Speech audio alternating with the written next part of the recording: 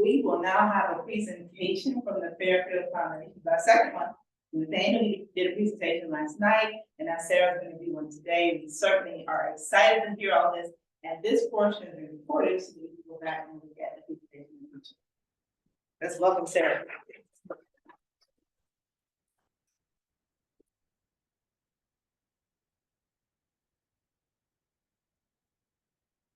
I'm not going to be talking about the California coast, but I have to tell it while Watson's getting that up. I'll have to tell you a little joke first, right?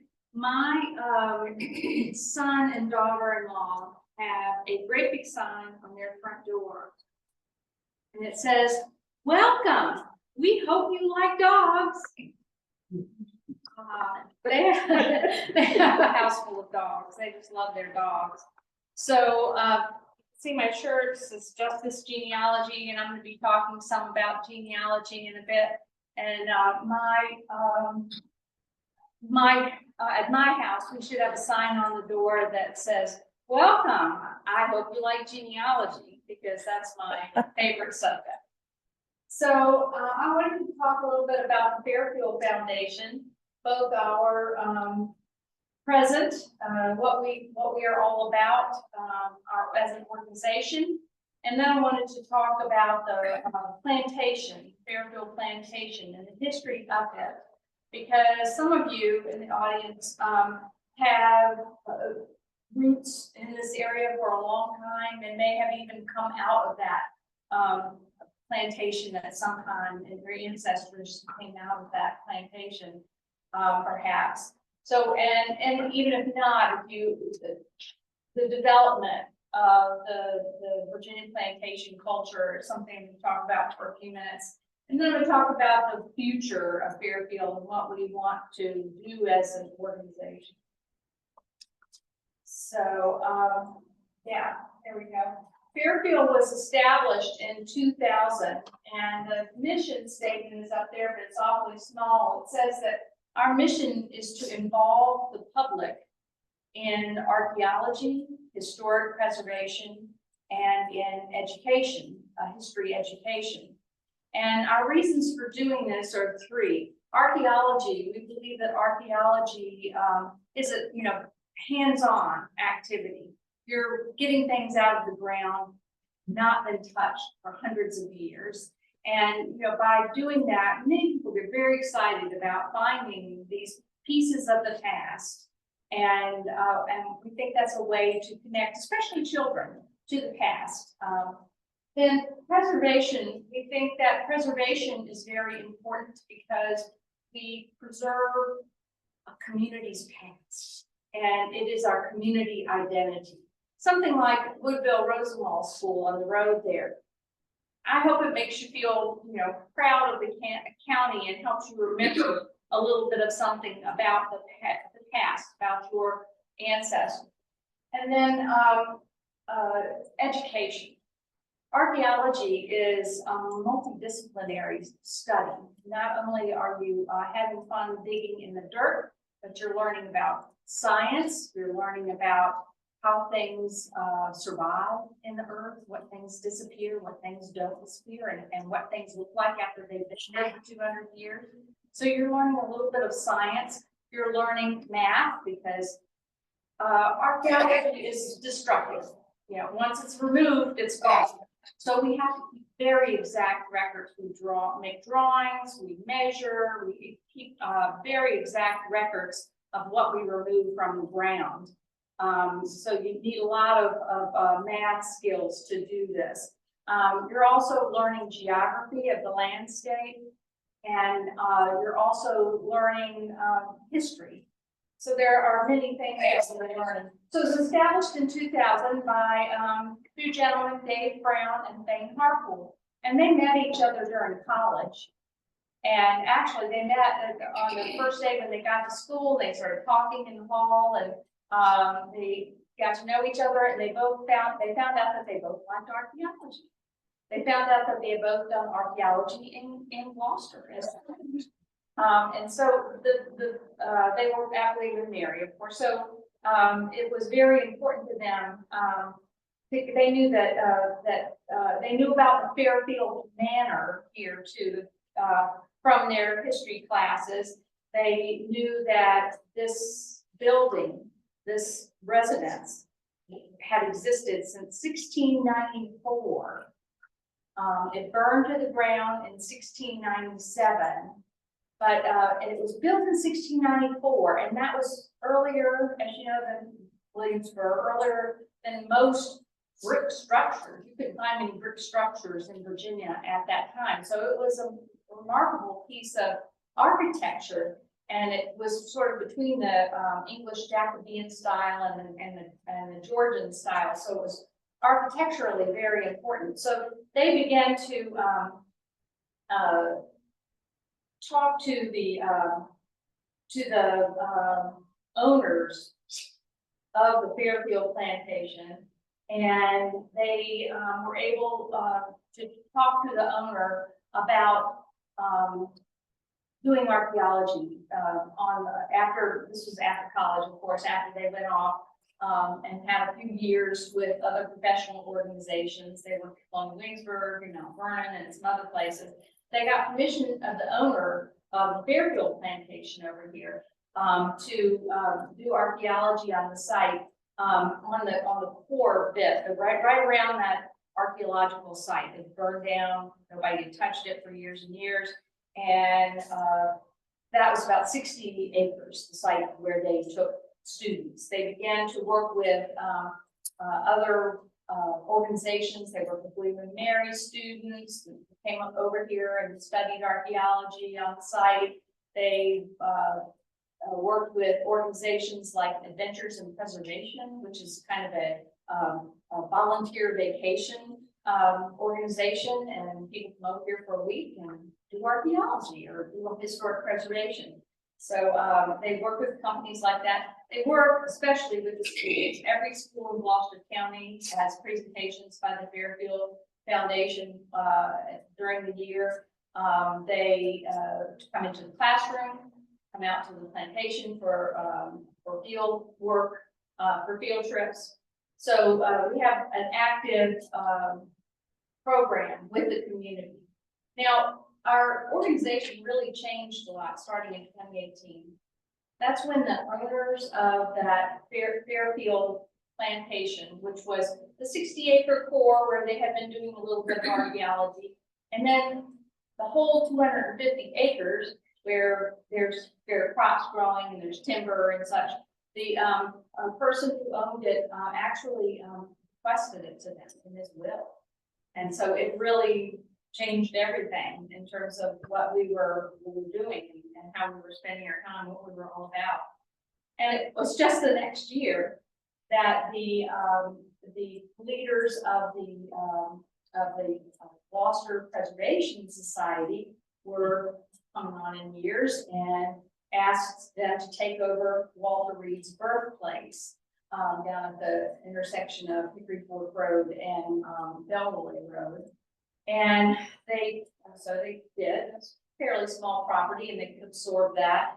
So we are now in charge of preserving that, doing educational programs there. And then right on the heels of that, the Virginia Department of Conservation and Recreation acquired the Catlett Farm and 600 acres, and they were going to make it into a state park.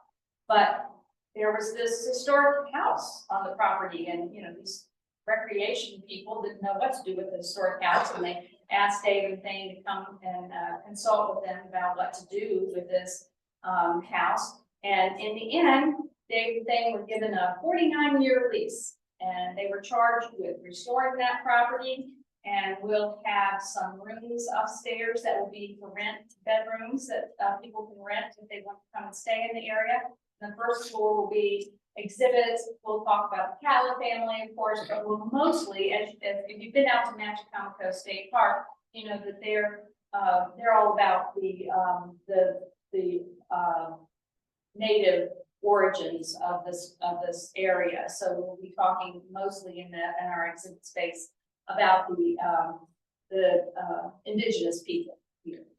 So then we barely were settled when all of a sudden the former Rosewell Foundation called on us to please help them. They were no longer able to really do what they needed to do, and they saw Fairfield Foundation doing good things in the community. And they said, please take the Rosewell ruins, take this and do preservation there, preserve those ruins, and do programming. Gloucester Historical Society actually owns that piece of property, 9 acres there. We bought a few more around it. The visitor center sits on some privately owned land. So this was after a lot of consideration and a lot of thinking, we finally took over the Rosewell ruin because I guess it's not all school, you know, and that was kind of the way we felt at that point. So next slide, please. It's always been part of what we've been doing to establish a dialogue with the African American community, especially because the Fairfield property, we had that 250 acres, which is right here in your community, but the larger Fairfield plantation in the mid-18th century was 7,000 acres. It was a huge chunk out of the center of Gloucester, stretched all the way up to Abington Church, all the way down to Page Middle School, all the way across the Haynes Mill Pond area. And it was just a huge piece of property, and they owned, and the Burrells, the Burrell family, owned other properties in Gloucester County. So it had a huge history, and there were hundreds of enslaved people working there. How can we tell their story? What can we do about that? It's always been our desire to do a better job of telling not just that European story, but to tell about the people who were enslaved there. And because so many of the enslaved people were not able to read and write, and you know, after that were poorer and, you know, were not writing down things, but they were passing orally. They were passing along their stories. This was a tradition to pass down their stories from generation to generation. And so, you know, it's been our wish to open up more dialogue with the descendant community so that we would be able to tell their story on this site. And you see on the front of that brochure, that's one of the we have six pictures of Fairfield Plantation before it burned in 1897. And one of them was taken, and we see that there's a tenant farmer sitting on the porch. It was lived in by African American people at that time. And boy, wouldn't we love to find out who that was. And the only way we can find out is with the help of the community, you know, looking at that picture. And if anybody wants to take a look at the original, just let me know, because we can certainly share it with you if you might have any ideas who it might be. Tim, we'll get you to look at it. You probably know who it is, right? Anyway, many people developed beyond the plantation stage after the Civil War emancipation. We had this place growing out of Fairfield Plantation, a community right here, Antioch Church, Clopton Store, Piney Swamp School. This was a growing area, and we want to tell that story as well as the story of that Fairfield community. So that's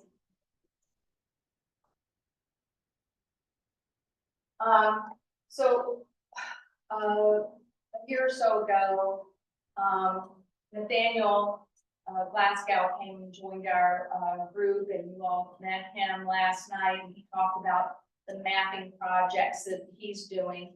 And that's going to be a very important way for us to learn about the past. But I came to Dave and Thane, the co-owners of Fairfield, with another suggestion. I said, you know, there is a group that is called Coming to the Table. It's a nationwide group, And it was formed based upon Dr. Martin Luther King's quote, "I have a dream that one day the sons of former slaves and the sons of former slave owners will be able to sit down together at the table of brotherhood." That Martin Luther King quote is the basis for the formation of this national organization called Coming to the Table. That's one model. There's another model that started at Arlington House in Northern Virginia, or Arlington National Cemetery. It's all around the Arlington House. They have a group of the former Custis family who lived there, and the people who were enslaved there, the descendants of these groups, and they've come together, and they called themselves a family circle. So we decided to adopt that name for our group. We call ourselves the Fairfield Foundation Family Circle, and we meet one day a month, except July and August when it's too hot to do anything else. But we meet every one day a month, and we go around the circle and talk about our various issues and issues have of a racial nature that will help us understand one another and will help us heal. And one of the big interests, of course, of the group is genealogy. Genealogy, we'll come back to that, which is my favorite subject. Part of why I started this group had to do with my own personal experience. I was always interested in genealogy, and I've probably been really doing a lot of it for the last 25 years. I got really into it when my father started getting on in age, and I realized that I wouldn't have his DNA much longer. And at that time, 25 years ago, they were only doing male DNA. And so I had his DNA done, and we learned more about our ancestry from that. But time has gone on, and now they do female DNA very successfully. And my DNA has been sequenced. And when I look on Ancestry at my DNA matches now, about every 10th one is African American. And that, at first it's like, it was a shock, but then I thought, this is not a surprise.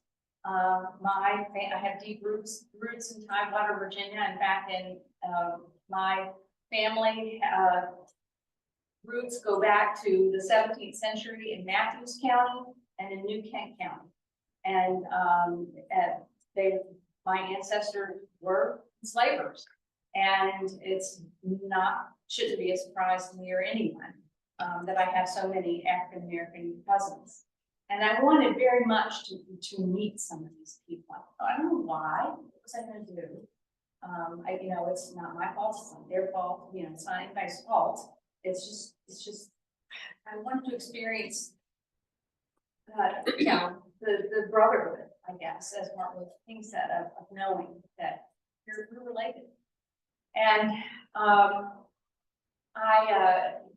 nothing really happened until 2020, the events of 2020, and George Floyd, and the pandemic, and people were doing their genealogy, and I began to meet some of these people. I met one woman fairly recently who's just my third cousin, so she's not. It wasn't slavery; it was Jim Crow years when we had a common ancestor. And she lives here in Gloucester. We got together, went to Olivia's for lunch, and just had a great time talking, and not surprisingly, and we talked about our grandchildren, of course. And she had a 10-year-old grandson, and I have a 10-year-old granddaughter. And we started talking and sharing, and all of a sudden we realized they were in the same class at Bobcat Elementary School. Wow. Yeah. So I live in Williamsburg, of course. I didn't have a chance to speak to my granddaughter, but she had the chance to speak to her grandson that very afternoon. So the next day, he comes to school and tells my granddaughter, Brooke, guess what? We're fifth cousins. And they were like, what? Oh, cool. That's really neat. That's, so what in the world it's going to be for them, I think this is what a change it's going to be, that Brooke and Tyler were able to just embrace each other with, oh, no big deal. We're cousins. And they wanted to know more about it. And so we've been able to talk some to them. So anyway, that's my story. It's been a very personal journey for me to set up this family circle. And I hope to help more people find their cousins, if that's what they want to do. I guess genealogy isn't for everyone, but it is for me. And I think that it's like eating peanuts. You can't stop when you start looking in that researching that information. So let's see. You want to go on to the next slide? Let me move on to the Fairfield Plantation. I want to talk to you sort of how Africans and Europeans came together. The first Lewisboro came here with others from who have been involved in the groups in England who wanted to settle Virginia and make money here, come over to Virginia and make money. And the first Lewisboro had property down on the south side of the York River. And after it opened up over here, he was able to get 2,350 acres on the north side of the York River, which is the Fairfield area. And so he was here to raise tobacco. And tobacco, as you may know, is a very labor-intensive crop to raise. And at the time, they were using indentured servants. Poor people from England would come over for the chance to have to work for 7 years, and then they would get 50 acres. But it wasn't just for white people. It was also African Americans who were living in England, who were in other places. There were other people of African descent who also came over as indentured servants. And you find some of the first interracial marriages, interracial couplings and children from this period. It was a very different thing. But then, next slide. By the time Fairfield House was built, this is a model of Fairfield up there, in 1694, a lot had changed. The Royal African Company had been formed. And this man on the right was John Page of Middle Plantation, which was Williamsburg, and he was an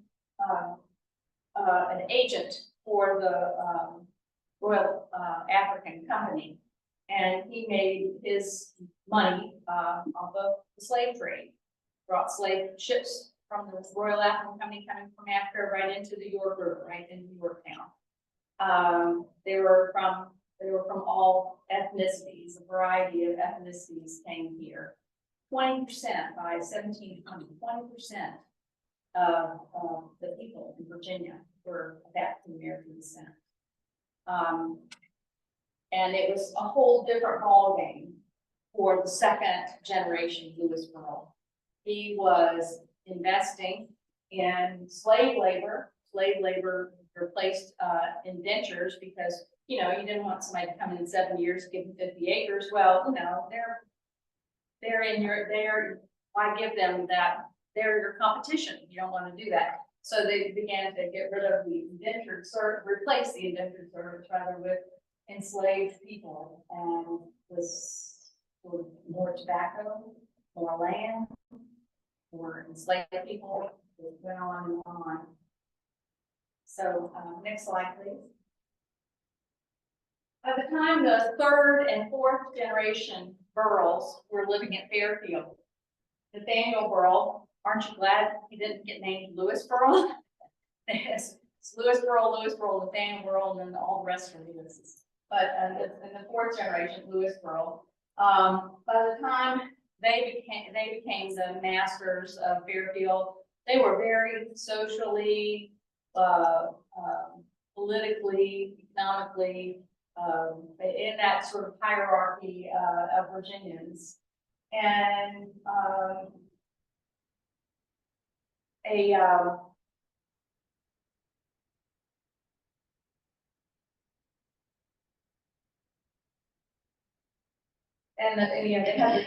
had grown by that time to the whole 7,000 acres. Now, the man on the right, Lewisboro, was the temporary governor of Virginia for a while. And while he was a temporary governor, he was unable to go back and forth to Williamsburg. So they had the Governor Council of Virginia meetings at Fairfield here. And so there were many visitors coming, important visitors coming back and forth. So the enslaved people, who most were field workers, of course, but there were many who were highly skilled, highly trained in various fields that they needed. For instance, keeping the stables, the equestrians, the carpenters, the coopers and smiths.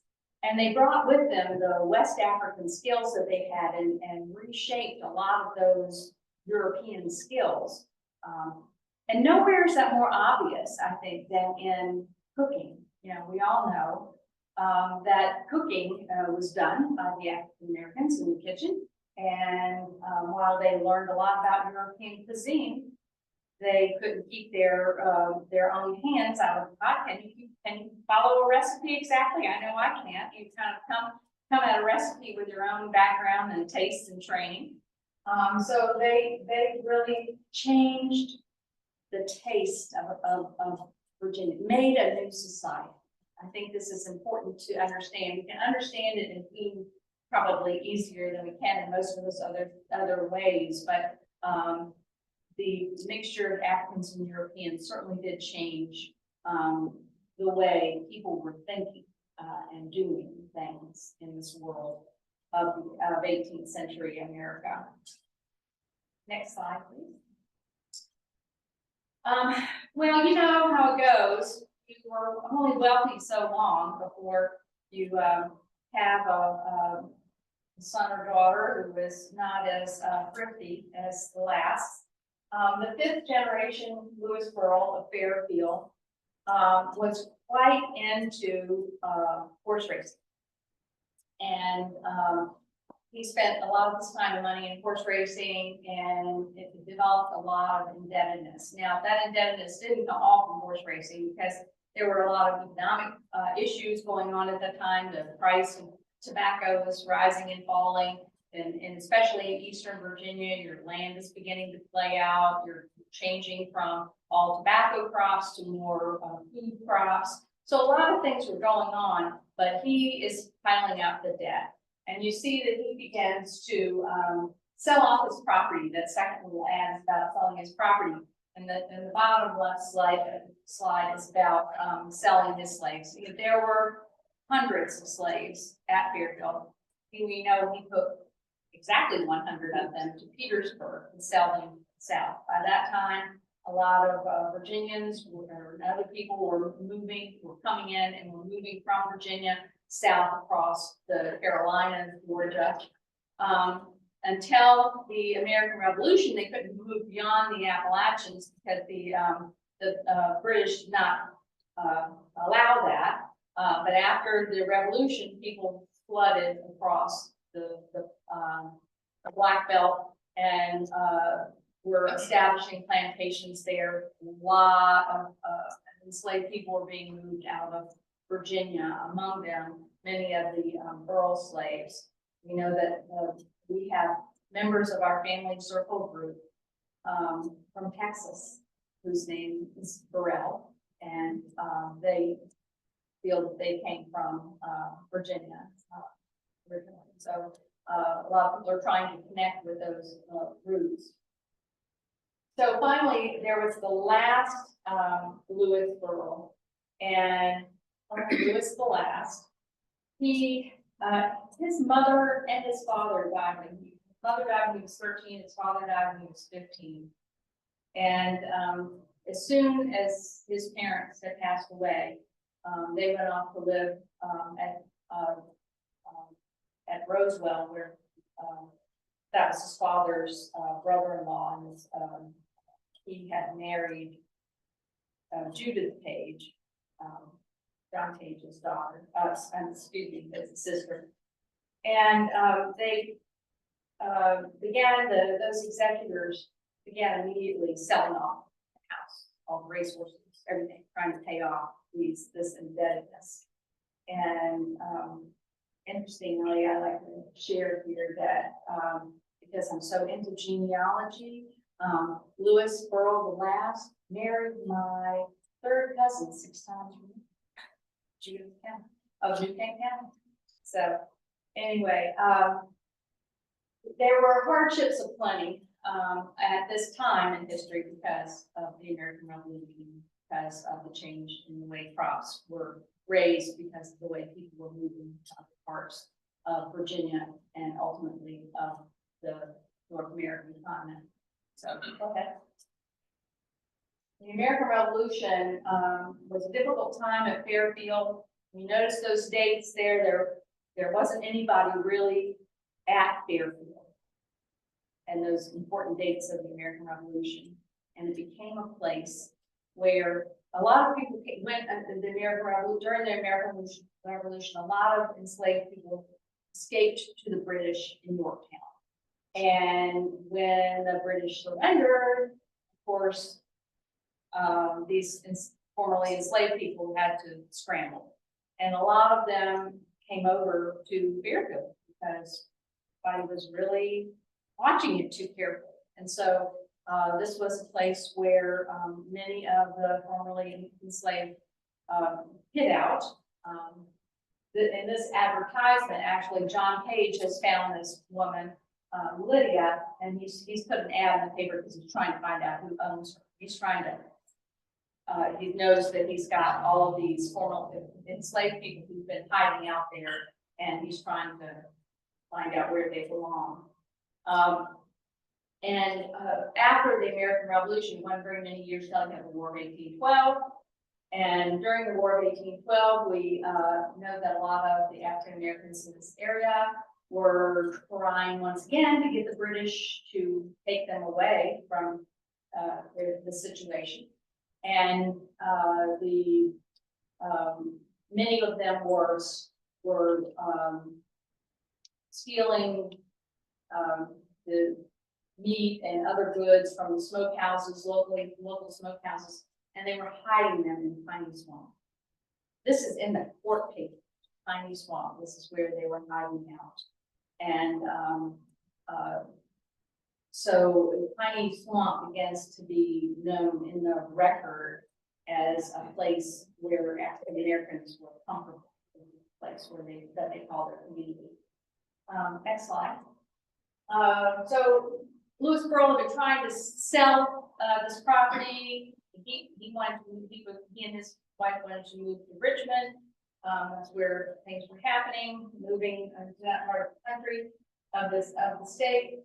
And so in 1787, he was finally able to sell a part of Fairfield. So, you know, we've gone from 7,000 acres to they were selling, 200 acres to this person and 300 acres to that person, and he was able to sell 804 acres, which was this part that included the manor house and the fields around this area, to Robert Rustin.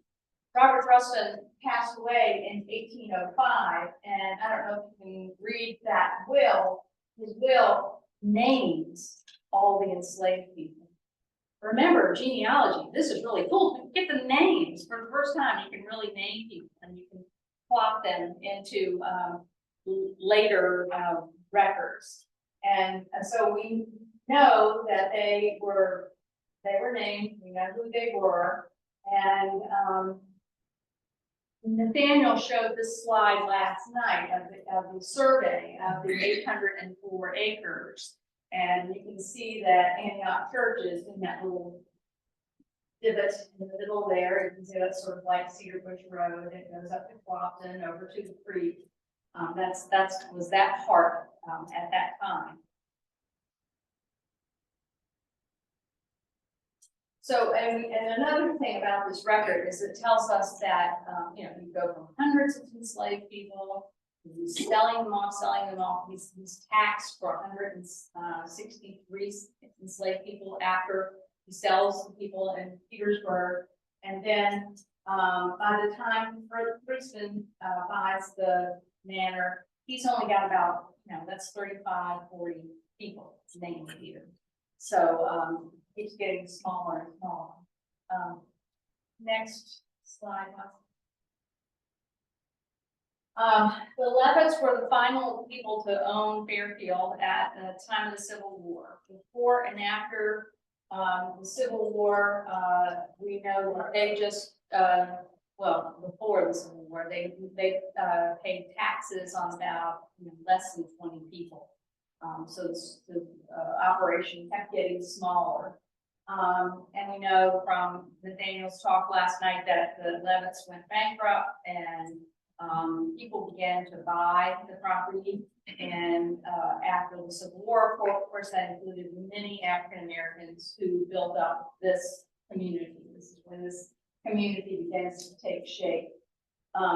Again, we had this fire in 1897 that destroys the plantation and the manor where the house is, that property. Some of it is sold around. It ends up being just the 250 acres that we have today. And it's, and we want to tell that story, not just of the 250 acres, but of the larger Fairfield and of the whole community here. And how can we do that? Maps are one way. Another way is the oral histories that we're taking today, because these, as I said earlier, these stories are passed down. We know that some of the land went to Randall and Nancy Carter, to James Carey, to Achilles and Maria Johnson, to Andrew Thornton, to G.H. Grimes, to Philip Moody, and other members of the Blueford, Dedman, Dixon, and Whiting family were buying up this land. And who knows how many of these people were renters, and we never know their names. Next. Oops, wrong one. So where does this take us? Now at Fairfield, as we look toward the future, we're spending a lot of our time and energy and funds trying to do a better job in interpreting slavery. One of the things we're doing, that little picture in the bottom left there is some frame buildings. We're building these frame buildings on the property over where we find the archaeological foundations of kitchens, slave quarters, dairies, other places, so that we can show that community where that landscape where everybody lived, not just the world's manor, but where everybody lived on that property. And through the family circle, we hope to learn more about the families, and through our oral histories, families who live there.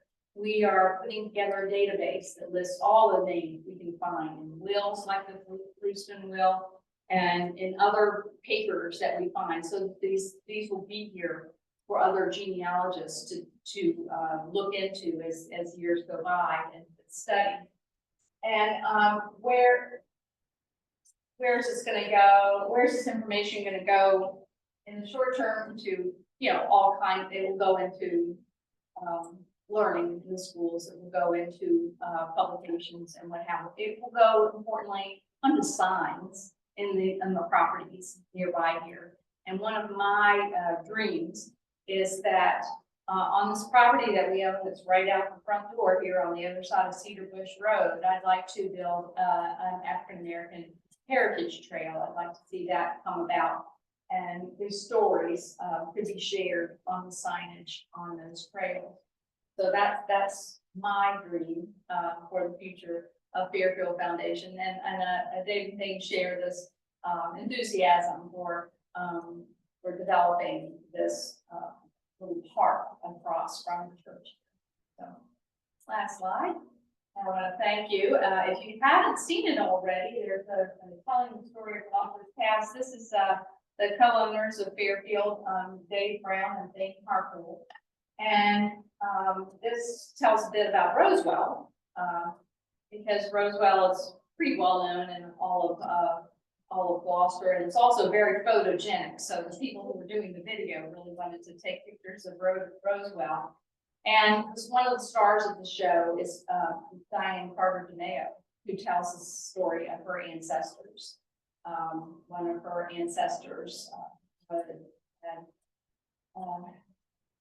was the son of people who were enslaved at Roswell, and who knew the stories. He knew the stories of the past, and some of the family came to him as concerned younger people. He was the elder, and they were saying, what shall we do? Their house is burning down. What shall we do? And he said, let it burn. So that's an interesting story that she tells about her family and the end of Roswell. So that's all I have to share with you today. I know I've gone on and on. I told you history and genealogy are my things. Y'all have any questions? No?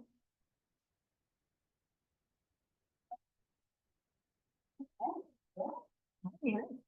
I'll let you have it.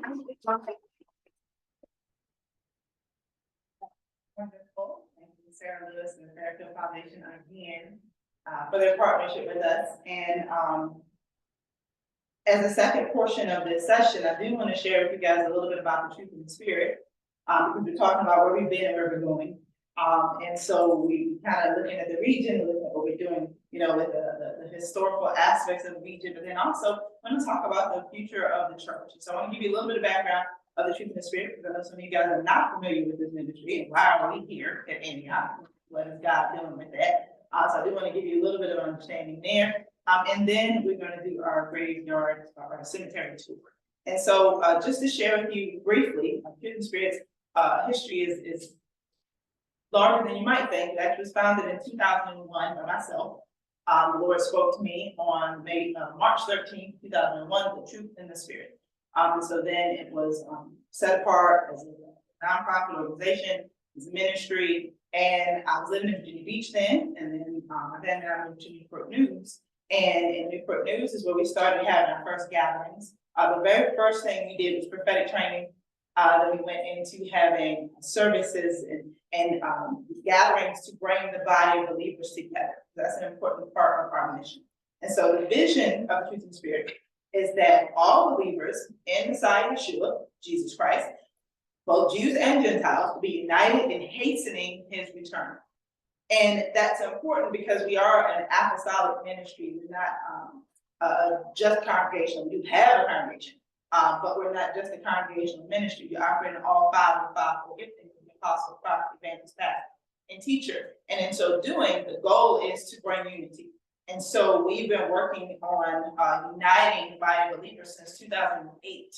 Almost every year since then, we've had what we call ecclesia gatherings, which is the Greek word that was later translated into church. And it really means the assembly of the called out ones. It's that word that speaks of all of us coming together. And so we've been having gatherings to try to bring people together across ethnic lines, geographic lines, because I know bridges are a big deal. People not trying to cross bridges, try to bring people across the bridges, from this region to that region together. We've been bringing people together across denominational lines, because the goal really is to help prepare that bride for his coming. And that's the part of our vision that I mentioned, hastening his return. And Peter tells us that we can hasten his return. We hasten his return by preparing the bride. If the bride's not ready, he's not going to come. He doesn't want to come. He does want to come and find her not ready.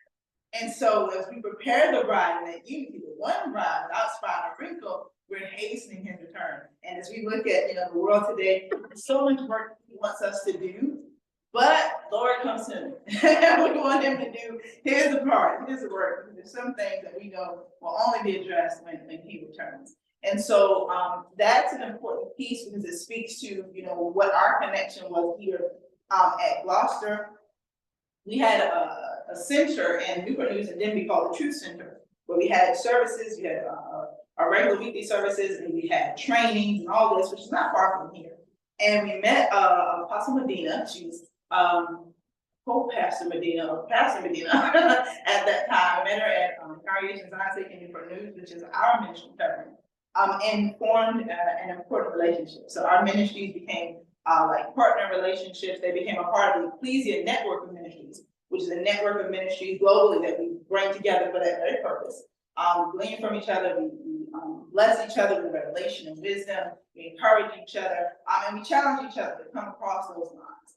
And so Antioch became a part of it when she and her husband Leonard were pastoring here. Antioch became a part of the Ecclesia network, and we came here, ministered with them. They came there, ministered with us. It was an amazing relationship, and God was ministering through all of us to connect us really to deeper truth. As you know, of course, the name of the ministry that I lead is The Truth in the Spirit. And so we're always looking for, God's will, God's truth. And so as we've been seeking to unite the body of believers, we go back to kind of the beginning of the body of believers. That's first century, this book of Acts. This is the gospel. This is where we see the beginning of the body of believers. And when you look back historically, so when you're doing this type of work, we do a lot of history work too. You have to go back and recreate the times. What was going on when Paul wrote this in his letters? Very important to understand those contexts. So when we take stuff out of context, we get false doctrine. We've seen that all over the place, where people are arguing about things just because they don't understand the context in which the Gospels, the epistles were written. And so, as we're looking back, what we see in the first century before the temple is destroyed in 70 AD by the Romans, what we see is a united body of believers. We see Jew and Gentile who are one. We see them going to temple on the 7th day of the week or to a synagogue if they were not in the Jerusalem area. And we see them breaking bread and fellowshipping in each other's homes on the first day of the week. But they were always together. You don't see this separation. When the temple gets destroyed, you see a scattering because the faith is no longer centralized. And you see Christianity and Judaism start to diverge. When in actuality, at the beginning, our faith was a sect of Judaism. Now it's its own thing because as the temple is destroyed and now the faith is no longer centralized, Christianity takes a turn, Judaism takes a turn, because everybody has to deal with the fact that we can't worship the way we used to. And so in the body of believers, you see the Gentiles begin to outnumber the Jews. And Paul saw it coming, and he addresses it in the book of Romans. And he's like, don't be arrogant, be afraid. If God didn't spare the natural branches, he won't spare you. Because he sees what's happening. The Gentiles are going to start to outnumber the Jews, but doesn't mean that everything should change. But of course, we know how people are. Over the years, everything changed. So much so that things don't look anything like they did in the first century. But not only did Christianity take a turn, Judaism did too. Because those who did not choose to become believers, because the first believers were Jews, but those who did not choose to become believers now have to address sin. And Leviticus 17:11 tells us that God has given us the blood to atone for sin. And if there is no temple, the Lord said he would only accept sacrifices in the place that he established. If there's no temple, there's no sin atonement. So if you haven't accepted the Messiah who died and paid for sin, fulfilled every single one of the sacrifices in the scripture, if you have received him, you now no longer have a sin atonement. So Judaism actually changed its doctrine as well. So we see these shifts happening. And so now, even in contemporary Judaism, it actually started in the first century after the temple was destroyed. The idea is that the way God addresses our sin is that we use the doctrine, which is acts of righteousness. And the Lord talked about it in Matthew 6. Don't do your doctrine, don't do your acts of righteousness for people. Prayer, charity, fasting, that's the doctrine. But he meant to do it out of love for him. That's not how we get to the Father. We get to the Father from him. There's no other way to get to the Father except through him. And so now we see this divergence. But when the Lord comes back, he's coming back for all of us. That one bride. This is a hard leap to make, but we're the generation that has to make it. We have to complete that book of Acts. If you read the book of Acts, you see how it kind of just drops off. It doesn't close. The reason it doesn't close is because we're writing it. We're writing the rest of the book. And so I want to encourage you to just join us on that journey, because this is why we're here. Antioch was a center for the community. When we look back 100 years, the church was the center of the community, it wasn't a community center. The church was the center. Even before schools were formally established in the United States, people learned in the church house. This is why oftentimes on maps, schools had the church symbol, because they were churches first. Then they became schools. That's where education happened. There was not a separation between religious observance and education. It was all together. And that actually comes straight from the first century. It comes from Judaism, because that's how it is still now in Judaism, where religious education and education of academics, it's all one. It's all combined, because God is in the center of everything. The point I'm making is that we are now responsible for being the center again, not to focus attention on us. We don't need that attention.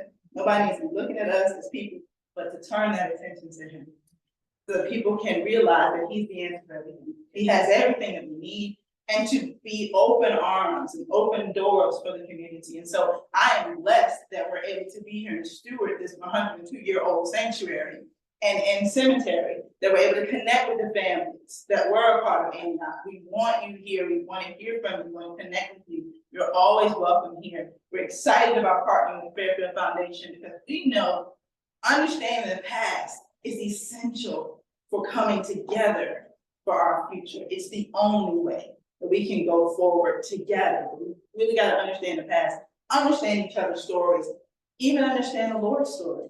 He has a story. His story is written in the Bible. That is His story. And we change it. Every people group changes it. We want Him to be like us.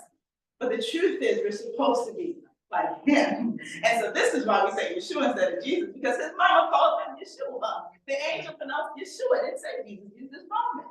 And we're not even Roman. If we're going to translate it, we call Him Joshua, because that is our English translation of His name. So we call Him Yeshua, because we want to honor His story too. We have to honor each other's stories too. This is how you build community. When you tell somebody what you're going to call them, and who they are, and give them their identity, you don't build community. You destroy it. We don't want to do that anymore. We want to build community. We want to honor God. We want to honor each other. And that's what we believe God has put us here to do, to steward. And so in 2020, we also started what is called the invitation movement. This happened right after all the challenges after the George Floyd murder. And the Lord said, I am the answer to all this brokenness. He said, you need to invite me to have my way. It's the invitation movement. So we've accepted God's invitation to meet Him where He is working, to turn this nation back to Himself, one city at a time, through healing, peace, and justice. And this is where our healing circles come from. We have them in areas where there have been challenges. We pray at sites where innocent blood has been shed. We minister to families who've lost loved ones to violence. We pray regularly about violence and disruption and division, so that God can come and He can heal. We also have peace strategies for people to go forward together in peace and justice acts. We actually do speak with elected officials and others to help them recognize what the Bible says about how we should live in our lives, not based on any partisan politics, but just based off of the foundation of this nation, which is the Scripture, and bringing our leaders back and accountability to it, so that they can lead us in accordance with God's will. And so that's the truth in the Spirit in a very small nutshell. But I wanted you to know who we are, because we don't want to be foreigners. We don't need to feel like that. These people have just shown up. We've been in relationship with this house for at least 18 years. But now we're steward of it, because the Lord has brought us into this place, and we want to work with you. And so I hope that bless you. Please know that I'm available. You can always come to me and ask me questions. My card is on the table back there. A lot more information about our ministry is there too. You can find out more at AntiochGospel.org, the website we designed just so you'll know what's going on here at Antioch. And also Pastor Rowe and 2 other elders are here often, so you can approach them as well. And so thank you again for being here. And now we're gonna go to our